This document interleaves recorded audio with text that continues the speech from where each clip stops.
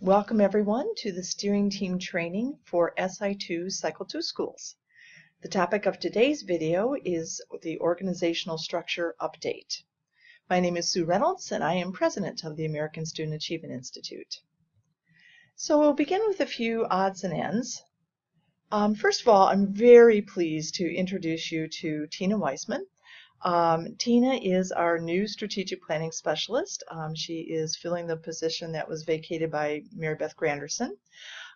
Tina, though, is not new to Si2 or to ASE. She was a strategic planning specialist for us several years ago when Si2 used to be called INSE. She did a wonderful job for us then, and when the position became open, we asked Tina if she'd like to rejoin our organization, and we were just thrilled that she said yes. Tina brings a lot of skills and experiences to the table that I think is going to be really helpful to our schools. She was principal at Otwell Elementary School. Otwell Elementary has been one of the most high-achieving elementary schools in the state, and a lot of that started under Tina's leadership. They were one of the first schools that we were aware of that started going to frequent classroom assessments and really worked at identifying students who needed extra help and then providing extra help for those kids. And through all that process, when Tina was principal, they really raised student achievement at Otwell. She just was fantastic.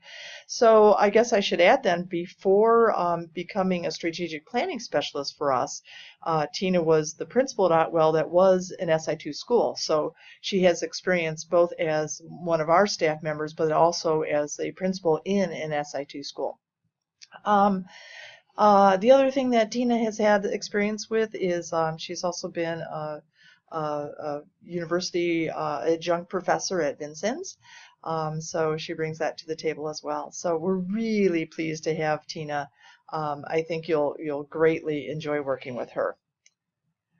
So also wanted to just make sure that this date was on your calendar. Our conference on learning this year will be on February 17th. We're going to work with a kind of having a special focus of this year, and that's with teacher renewal.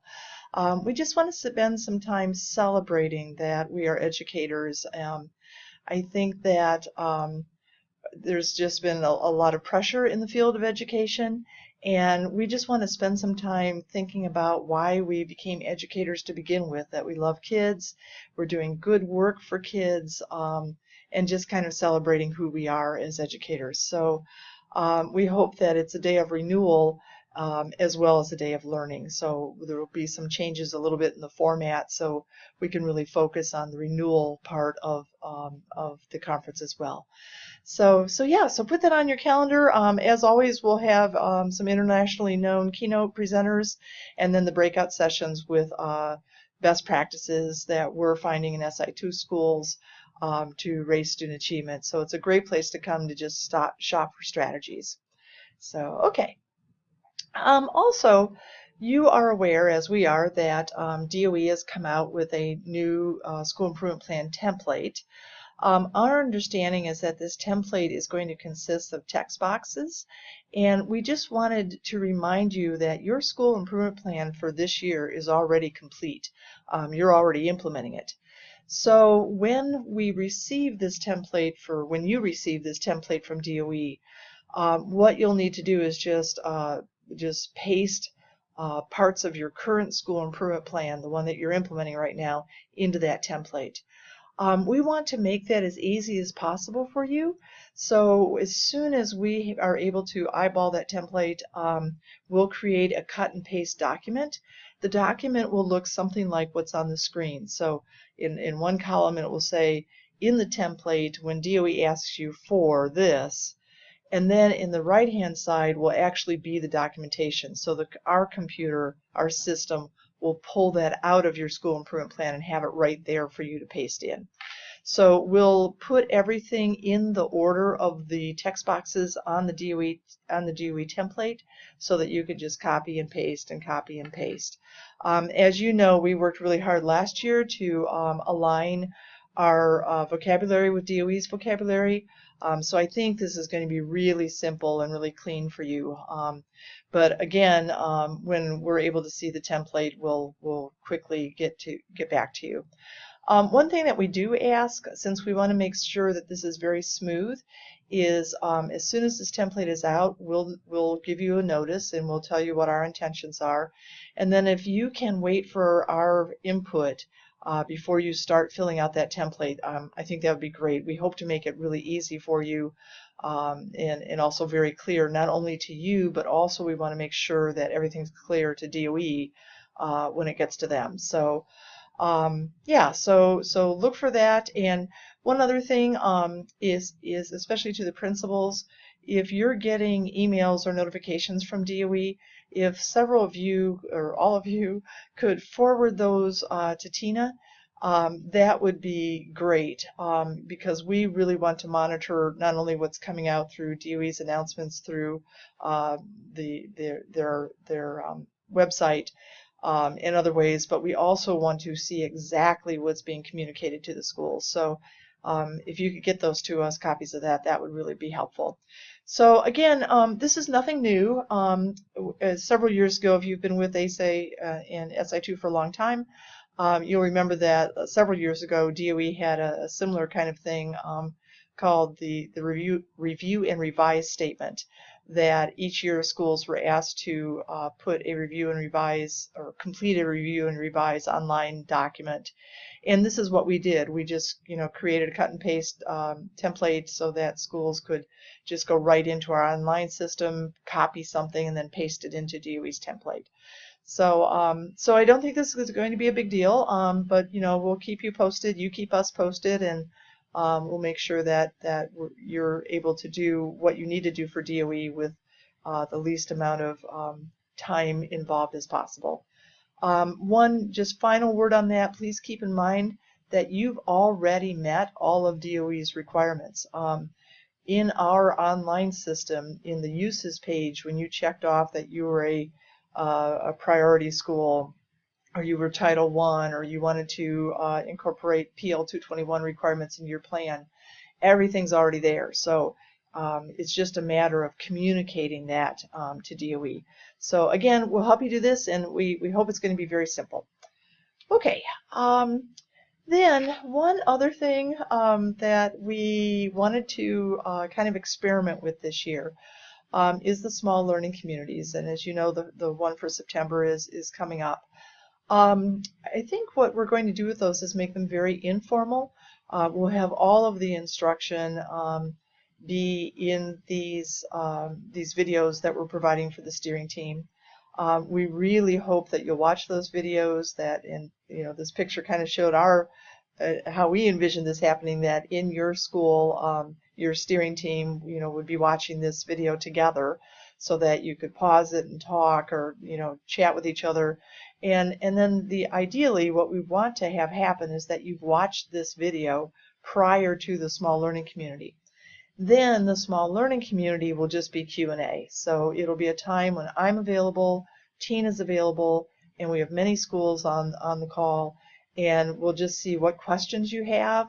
If any, you can ask questions to us, or you could ask questions to other schools to ask them if they've heard about this or that or whatever. So so the format will be a little bit different as we continue to experiment on how to best serve you through online professional development. Okay, so that would be good. And one other change this year is that we are going to archive those small learning communities so that you're able, if you can't participate face-to-face or ear-to-ear with us, that you'll be able to at least watch the archive version. So we'll be posting those as well. We're still exploring different formats. We would love for the video to be two ways, so that you can not only see us, but we can see you. And we've explored a couple of things. We're continuing to explore that. So that may change partway through this year, but we'll kind of see. And again, if we do that, if we make a change, it'll be easy. So, okay. Then what I'd like to do is go over the process page and the manual page for the organizational structure update and just kind of walk through that. It'll be very quick. So I'm going to go online, and I'm logged in as Demo School.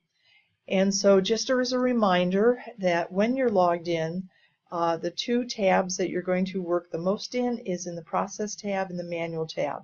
And I'm going to start on the Process tab because we always suggest if you ever get lost or whatever, you just go there.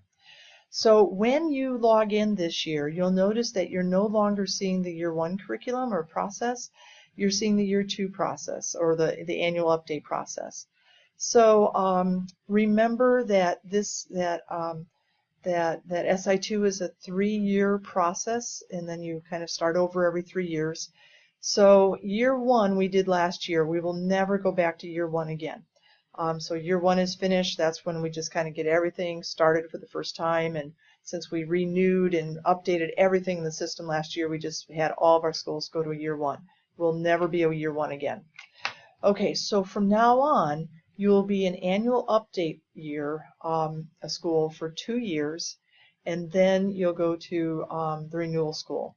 So you're in our old terms, and we used to call these things cycles. So you're in the first year in annual update is cycle 2, and then cycle 3, and then when you go back to cycle 1, you'll go into the renewal year, and then you'll come back for cycle 2, cycle 3, and then back to the renewal year. So so these are the two tabs that you'll be working with for the rest of your time in Si2, but this is an annual update year, so we're not going to dig in and do the surveys again and all of that. That only happens every 3 years. So 2 years an annual update, and then 1 year, then the next year in the renewal year. Okay, so we're looking at the organizational structure, and just the video that we are recording right now will be linked right here. So if you want to go back and watch it later or show other people where they can watch it, it would just be on this link here. Now, here are some things that we need to do. So we're going to update your SIP uses. Very, very important, because again, this is where we customize the website for you. So I'm going to click on the enter icon, and you'll see here that you have a chance to indicate, do you want to be customized so you're meeting Indiana's rules and regs, or do you need to meet the requirements for DOE's priority schools or focus schools, or are you neither focus or priority? Are you title?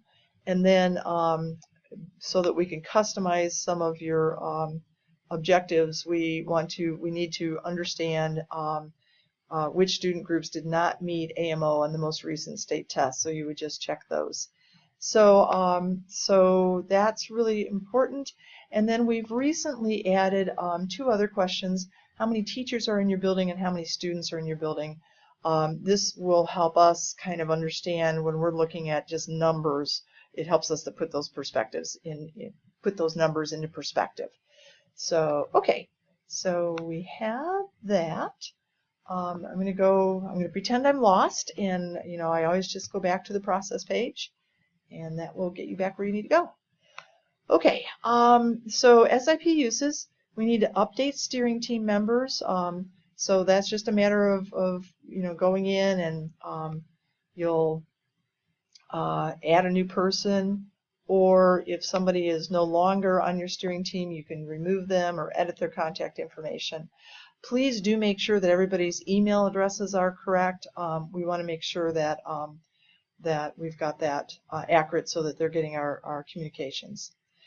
Updating steering team positions, that is incredibly important. We know that the schools that tend to have the biggest gains in achievement are schools that are using the Si2 process well. And part of that is making sure that all the tasks are delegated. So I'm going to go into Enter Edit, and here's the different tasks that need to be that someone needs to take responsibility for, and then then who it is on your steering team that's going to do that. We recommend that you actually have 6 strong worker bees, and that you're not doubling up these tasks so that each person only has 1 set of responsibilities. Potential council members, you'll see you have a a tool on this one, and that actually is going to take you to the manual page. All of the resources that we've created to help you recruit your council members are listed here. So the recruitment video, slides, the brainstorm tool, the statewide contact list, so you can find community people in your area that might be good members of your council. Council recruitment article, just all kinds of stuff. A new council member letter, a flyer about Si2. So everything you need to help you recruit or explore new council members are there. Now, one other thing with that, very important. This year, the focus of this year, and we'll talk about this more in the next segment when we talk about intervention kickoff in the next video. But the focus of this year is implementing those interventions.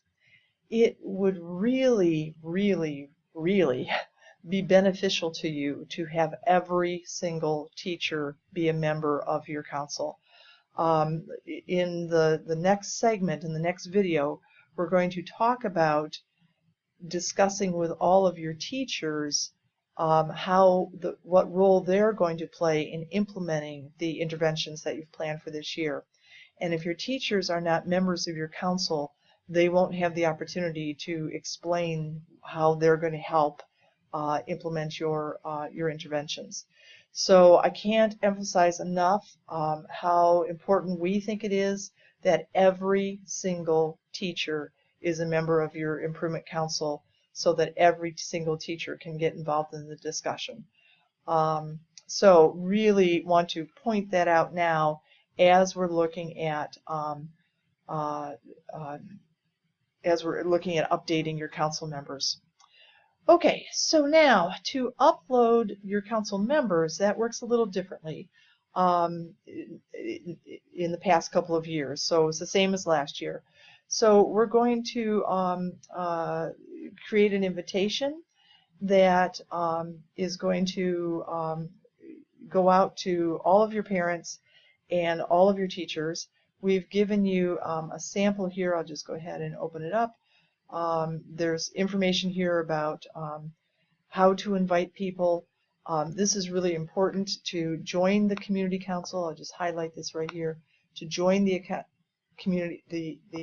school improvement council, you will be asked to enter our school's DOE identification number, which is blank, into this address. So we need to make sure that you are cutting and pasting this statement into a newspaper article if you're inviting people that way, or to a parent newsletter or whatever. That paragraph needs to be copied. The way that folks join your council is they go to this website and they enter your school's DOE number. Okay. A sample invitation is here. You can open that up and just cut and paste it onto your letterhead if you wish. And then all the different kinds of folks to invite to be on your council. And again, one of the ones that we think is the most important is somebody representing economic development, in terms of understanding the skills and knowledge that your kids are going to need in the future. The folks in the economic development community, they get that and will be able to really help you understand that. So, okay. So that's how we're updating the council members, or we're inviting them. And then in row 7, once the council members are in there, or if you're with your old council members, you can see in demo school there's only one council member right now, it's me. But if my information has changed, I can click edit and change my email address or whatever. Or if I'm no longer going to be on the council, I can delete. So, so that's how you edit information about a council member. So what we need you to do to begin this year is to just make sure that the organizational structure is all up to date, that your steering team's in there, you've got good worker bees, everybody's email addresses are right, and then you've looked at your council members, you've created this really broad set of perspectives that will help you design the best school improvement plan. So that's the first task, is just to update the organizational structure. Again, I'll just look at the manual real quickly, but we kind of already looked at that. here are all the resources that we've provided for you to do these tasks, this first set of tasks. So, okay, that I think finishes up this first video, and we look forward to talking with you in the next video. And the topic of that one will be the implementation kickoff. So thanks very much, and wish you good work in the next few weeks.